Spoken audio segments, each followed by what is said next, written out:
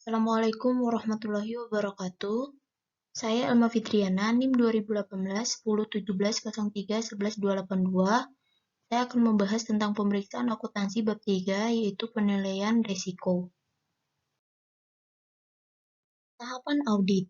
Yang pertama, tahap penilaian risiko. Di mana pada tahapan ini itu auditor merencanakan audit mereka dengan menilai risiko untuk mengurangi risiko audit ke tingkat yang dapat diterima. Penilaian risiko tahap audit memberikan kesempatan untuk mengoptimalkan efisiensi atau jumlah waktu yang dihabiskan untuk mengumpulkan bukti audit dan efektivitas. Efektivitas ini itu penerimaan risiko audit. Yang kedua, tahap respon risiko. Jika auditor berencana mengandalkan sistem kontrol internal klien, maka harus melakukan pengujian kontrol dan pengujian substantif. Yang ketiga, menyimpulkan dan melaporkan audit. Tahapan ini merupakan tahapan terakhir dari audit, yaitu melakukan penarikan kesimpulan yang berdasarkan pada bukti dan opini yang jelas.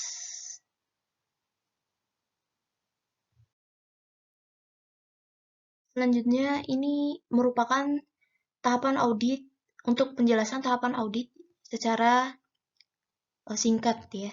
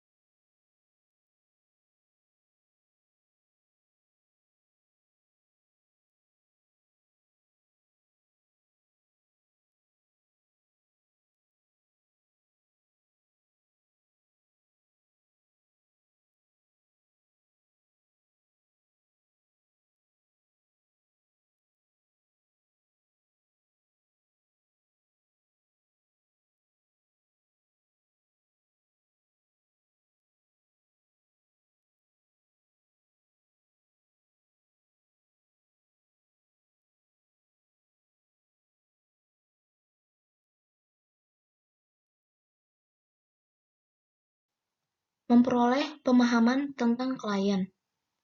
Untuk mendapatkan pemahaman mengenai klien ini, itu auditor harus mempertimbangkan masalah-masalah, di antaranya yang pertama itu tingkat entitas. Pengetahuan tentang entitas diperoleh melalui wawancara dengan personal klien, termaksud pihak yang bertanggung jawab atas tata kelola. Di sini, auditor akan menanyakan pertanyaan tentang apa yang dilakukan klien, bagaimana fungsi klien, struktur kepemilikan klien, dan sumber keuangannya. Biasanya, untuk klien baru, proses ini sangat detail dan akan memakan waktu. Yang kedua, tingkat industri.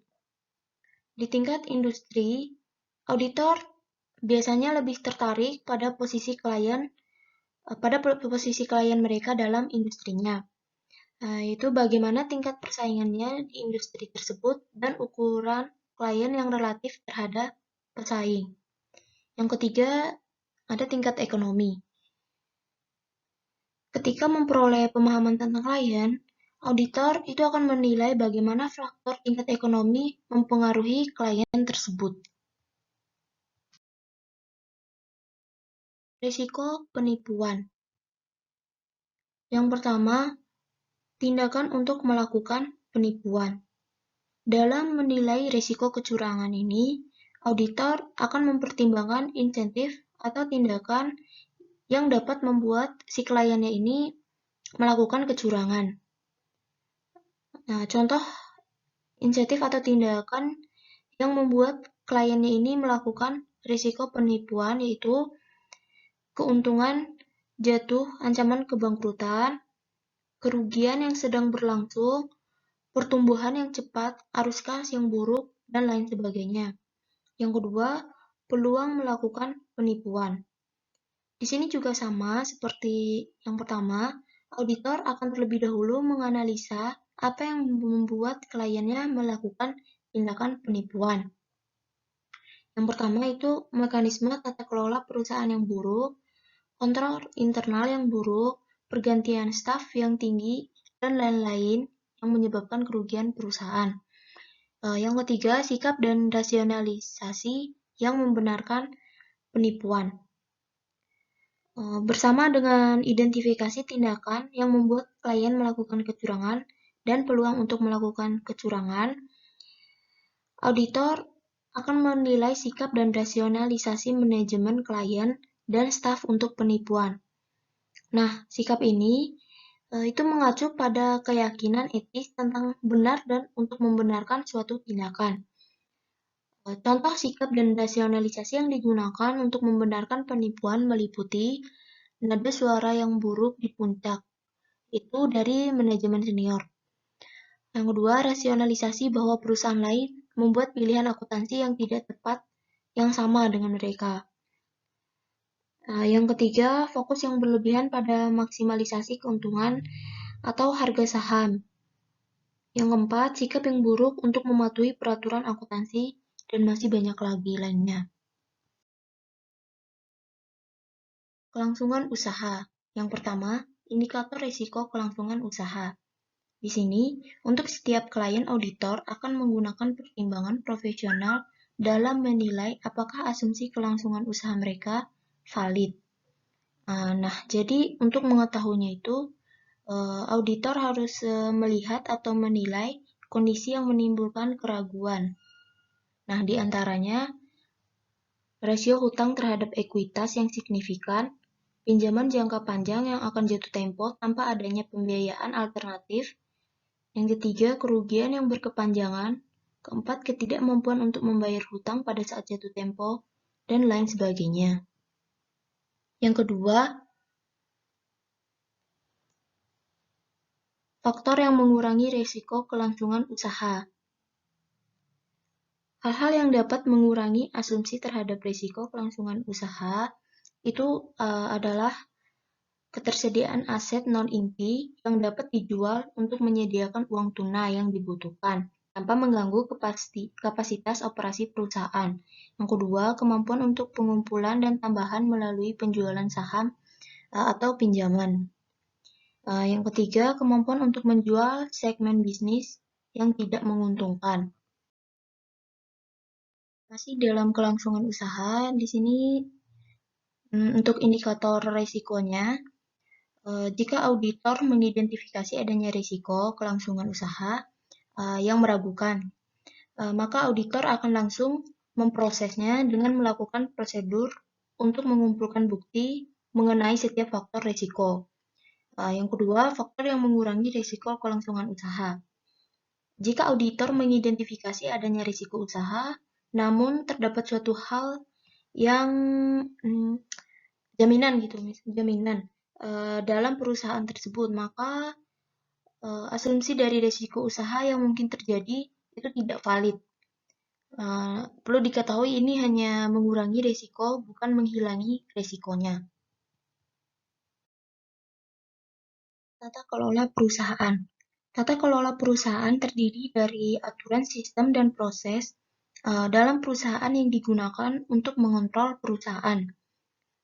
Selain itu, struktur tata kelola perusahaan itu dapat digunakan untuk memantau tindakan staf dan menilai tingkat risiko yang dihadapi untuk kelangsungan masa depan perusahaannya.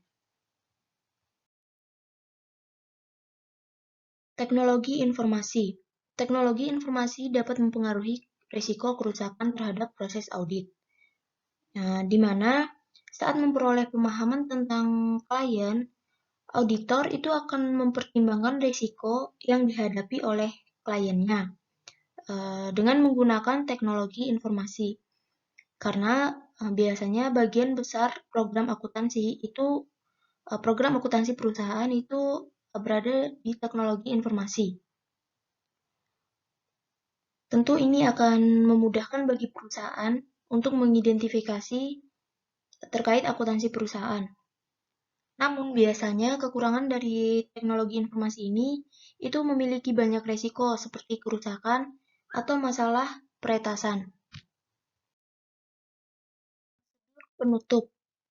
Nah, prosedur penutup ini itu tergantung dari pihak klien, bagaimana pihak klien itu melapor tentang akun mereka, apakah mereka melapor tiap bulan atau tiap tahunnya.